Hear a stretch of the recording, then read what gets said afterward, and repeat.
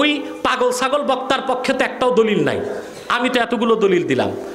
আমার এজিদের ব্যাপারে এত গবেষণা আছে, সারা বাংলাদেশ না সারা দুনিয়ার সব মৌলবি যদি এক জায়গায় না সুপারগুলো লাগায় গাঠা বানায় আমার সামনে দেন, ওদের পরদাদার পরদাদা পূর্বপুরুষ ওদের এজিদ বাবার দালালির পক্ষে একটা দলিল দিতে পারবে না।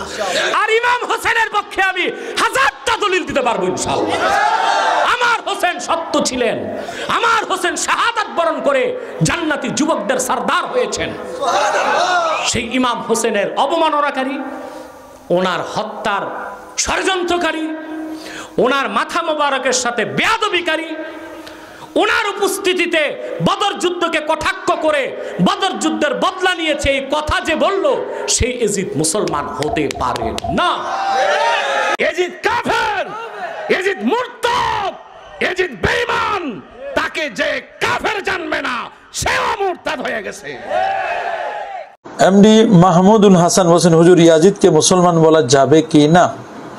এজিদ মুসলমান কি মুসলমান নয়, আসলে এই ব্যাপারে ওলামায়ে কেরামের মধ্যে ইখতিলাফ আছে। একদল ওলামা এজিদকে সরাসরি তারা কাফের বলেন, তাদের পিছনে দলিল আছে যে তারা এজিদ মদ্যপায়ী ছিল, তারপরে এজিদে হলো খানা কাবার পর মেনজানিক দিয়ে হামলা করেছে, আহলে বাইতের সাথে গোস্তাখি করেছে, ইমাম হুসাইন রাদিয়াল্লাহু তাআলা সহ নবী পরিবারের ৭২ জনকে এভাবে শাহাদাতের ব্যাপারে তাকেই দায়ী করা হয়। যদি এই বিষয়গুলো অ্যাবসুলেটলি এটা যদি প্রমাণিত, এবং এটা প্রমাণিত হলে তাকে কাফের বলতে কোনো বাধা নেই। ইয়াজিদের দাড়ি ছিল, ইয়াজিদের মাথায় টুপি পাগড়ি ছিল, ইয়াজিদ কুরআনের হাফেজ ছিল, দামেস্কের মসজিদের খতিব ছিলেন, ইয়াজিদ ওই যুগের একটা বড় আলিম ছিল। কিন্তু আপনারা বলেন ইয়াজিদ অনেক বড় ইমানদার না? যে ইয়াজিদ ইমাম হুসাইনের বিরুদ্ধে দাঁড়াইছে, সেই ইয়াজিদ আশিকে রাসূলের কাছে ইমানদার তো দূরের কথা, কাফেরের চাইতে আরো জঘন্য কাফের। কাফের কাফের কাফের, ঠিক না? আরে আমরা সুন্নিরা বলি এই জমিনে যদি ইয়াজিদ কাফের না হয় তাহলে কাফের হবে কে? ঠিক না? ইয়াজিদ যদি কাফের না হয় কাফের হবে কে? ইয়াজিদ যদি মুনাফিক না হয় মুনাফিক হবে কে? এই বিশ্বের মাঝে সর্বশ্রেষ্ঠ কাফের, মুনাফিক, দাজ্জাল, নাফাকের নাম হচ্ছে ইয়াজিদ। এটা আমাদের আকীদা, এটা আমাদের আকীদা, আমাদের আকীদা জানাইয়া দেন। ইয়াজিদের ব্যাপারে চুপ থাকার কোনো সুযোগ যে আমার নবীর নাতিজানের উপর হামলা করে, যে আমার রাসূলের আহলে বাইতকে লজ্জিত করে, তার শান আবার কিসের? কথা ঠিক না? ইয়াজিদের ব্যাপারে আমাদের আকীদা এবং ইয়াজিদের ব্যাপারে আমাদের ধারণা কি? বিসমিল্লাহির রহমানির রহিম, নাহমাদুহু ওয়া নুসাল্লি আলা রাসূলিল কারীম, আম্মা বাদ। প্রিয় দর্শক, আশুরার দিনের ঐতিহাসিক অনেকগুলো ঘটনা আশুরার দিনে সংঘটিত হয়েছিল। রাসূলুল্লাহ সাল্লাল্লাহু আলাইহি ওয়াসাল্লামের ইন্তেকালের পর কারবালার হৃদয় বিদারক ঘটনা আশুরার দিনে সংঘটিত হয়েছিল। এই দিন রাসূলুল্লাহ সাল্লাল্লাহু আলাইহি ওয়াসাল্লামের নাতি, জান্নাতি যুবকদের সর্দার হযরতে হুসাইন রাদিয়াল্লাহু তাআলা আনহুকে অত্যন্ত নিষ্ঠুরভাবে কারবালায় শহীদ করা হয়েছিল। তো কারবালা প্রসঙ্গ আসলেই ইয়াজিদের প্রসঙ্গ চলে আসে। ইয়াজিদের ব্যাপারে আমাদের আকীদা এবং ইয়াজিদের ব্যাপারে আমাদের ধারণা কি?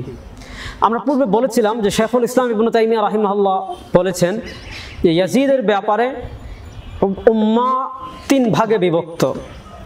একদল আছে যারা মনে করে ইয়াজিদ কাফের, ইয়াজিদকে অভিশাপ দেওয়া জায়েজ। আরেক দল আছে যারা ইয়াজিদকে বুজুর্গ মনে করে এবং তার জন্য রহমতের দোয়া করে। আবার তৃতীয় আরেকটা দল আছে, যে দলটা হলো আহলুস সুন্নাহ ওয়াল জামাআহ। তাদের মত হলো যে ইয়াজিদের ব্যাপারে আমরা চুপ থাকব, আমরা তাকে কাফেরও মনে করব না, আবার তাকে আল্লাহর ওলিও মনে করব না, বরং তার বিষয়টি আমরা কি করব? তার বিষয়টি আমরা আল্লাহর উপর ছেড়ে দিব। তার যে প্রাপ্য, তার প্রকৃত যে প্রাপ্য, আল্লাহ তাকে সে প্রাপ্য বুঝিয়ে দিবেন। আজকে যেহেতু কারবালা আসলে শিয়া দ্বারা প্রভাবিত অনেকের সমাজে এমন আছেন যে এমন একটা পরিস্থিতি তৈরি করেন যে যদি কেউ ইয়াজিদকে কাফের না মনে করে, তাকে নানাভাবে খিস্তিকর করা হয় এবং মনে করা হয় ইয়াজিদকে কাফের মনে করা এবং তাকে গালিগালাজ করা, এটার নামই দিন। রাসূলুল্লাহ সাল্লাল্লাহু আলাইহি ওয়াসাল্লামের একটা মৌলিক বৈশিষ্ট্য ছিল, লাম ইয়াকুন রাসূলুল্লাহ সাল্লাল্লাহু আলাইহি ওয়াসাল্লাম লাআনান। রসুল করিম সাল্লাল্লাহু আলাইহি ওয়াসাল্লাম কখনো কাউকে অভিশাপ দিতেন না। এমনকি রাসূলুল্লাহ সাল্লামের জানের দুশমন যারা ছিল, আবু জেহেল, আবুল হাব, উতবা, সাহেবা, তাদেরকেও রাসূল কখনো অভিশাপ দিয়েছেন এমন প্রমাণিত নয়। ইয়াজিদ যে কাজগুলো করেছে অনেকগুলো কাজ নিন্দনীয়, সেই নিন্দনীয় কাজকে আমরা কখনোই সমর্থন করি না, কিন্তু আমরা তার নিন্দা করি না, বরং তার ব্যাপারে আমরা চুপ থাকি। তার যা পাওয়া আল্লাহ রাব্বুল আলামিন তাকে দান করবেন। তো ইয়াজিদের ব্যাপারে আমাদের মৌলিক আকীদা অত্যন্ত সুন্দরভাবে ফুটিয়ে তুলেছেন কিতাবুন নওয়াজিলে। আমাদের আকীদাটা ফুটিয়ে তোলা হয়েছে কিতাবুন নওয়াজিলের 1 নম্বর খণ্ডের 378 নম্বর पृष्ठाয় বলা হয়েছে, क्या फरमाते हैं उलमाए दीन और मुफ्तियान शरअ मतीन मसला ज़ैल के बारे में कि यजीद को काफिर और जहन्नमी समझना कैसा है, यजीद के काफिर মনে করা যাবে কিনা। বলা হয়েছে আহলুস সুন্নাহ ওয়াল জামাত यजीद के तमाम बुरे अमल से बेजार है, যে আহলুস সুন্নাহ ওয়াল জামাত ইয়াজিদের সকল খারাপ কাজ থেকে অমুখাপেক্ষী, অর্থাৎ ইয়াজিদের এ সকল খারাপ কাজের সাথে আহলুস সুন্নাহ ওয়াল জামাতের কোনো সম্পর্ক নেই। আহলুস সুন্নাহ ওয়াল জামাত ইয়াজিদের এ সকল কাজকে সাপোর্ট বা সমর্থন করেন না। খাসकर বিশেষ করে হযরত আহলে বাইত के साथ उनके मामलात से हर मुमिन बेराज है। বিশেষ করে আহলে বাইত রিজওয়ানুল্লাহি আলাইহিম আজমাইনদের সাথে ইয়াজিদের যে নিষ্ঠুর আচরণ, বিশেষ করে কারবালার ময়দানে হযরত হুসাইন রাদিয়াল্লাহু তাআলা আনহুর হত্যার সাথে, যদিও সে যুদ্ধের ময়দানে ছিল না, কিন্তু তার ইন্ধনেই তার সেনাবাহিনী তাকে হত্যা করেছে। তার পরবর্তীতে যারা তাকে হত্যা করেছে সে তাদের বিচারও করেনি, এই হিসাবে সে নির্দোষ, এটা বলার কোনো সুযোগ নেই। তার হাত অবশ্যই আহলে বাইতের রক্ত দ্বারা রঞ্জিত। তো এগুলোর সাথে আহলুস সুন্নাহ ওয়াল জামাতের কোনো সম্পর্ক নেই। আহলুস সুন্নাহ ওয়াল জামাত এগুলোকে সাপোর্ট করে না, এগুলো সমর্থনও করে না। কিন্তু যেহেতু কোনো মানুষ যদি কাউকে হত্যা করে তার কবিরা গুনাহ হয়, তাকে কাফের বলা যাবে না। এজন্য আহলুস সুন্নাহ ওয়াল জামাতের আকীদা অনুযায়ী ইয়াজিদকে কাফের বলার কোনো সুযোগ নেই। लेकिन इससे काफिर करार देने की कोई हतमी दलील नहीं, ताकि काफिर दौर में तवक्कुत কোনো দলিল নেই। महज गुनाह करने से कोई काफिर नहीं हो जाता, শুধুমাত্র গুনাহ করার কারণে কেউ কি হয়ে যায়নি, কাফির হয়ে যায় না। এজন্য ইয়াজিদের ব্যাপারে আমরা চুপ থাকব, তার ব্যাপারটা আমরা আল্লাহর উপর ছেড়ে দিব। তার যা প্রাপ্য আল্লাহ রাব্বুল আলামিন তাকে তাই দান করবেন, এটাই আমাদের আকীদা। আমরা ইয়াজিদকে নিয়ে বাড়াবাড়ি করি না, তাকে পছন্দও করি না।